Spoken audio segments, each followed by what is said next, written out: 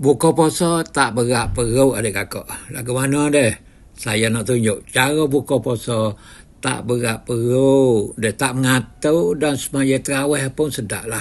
Deh, kita makan buah kurma dulu, buah tamar dulu. Deh, 3 biji, lepas tu minum air ataupun susu. Selepas daripada makan buah tamar tu, makan telur pula. Telur ni saya makan 3 utai. Lepas tu boleh pergi lah semaya maghrib. Tapi kalau nak makan selalu pun tak apa. Sekejap je. Bukan lama, tak berapa minit. Tutup ulai. Lepas tu makan bisarah cicah roti. Bisarah ni adalah makanan popular, makanan rakyat.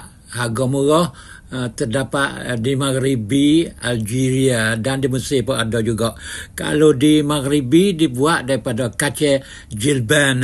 Kalau di Mesir dibuat daripada kacang ful. Di bakar ni isteri saya guna kacang dal yang banyak dijual di Malaysia tu. Ini adalah bukan makanan bulan puasa makanan yang dimakan setiap hari adik kakak. Makanan bulan puasa di Maghribi dipanggil harirah. Nanti saya akan buat video lain berkenaan dengan harirah ni.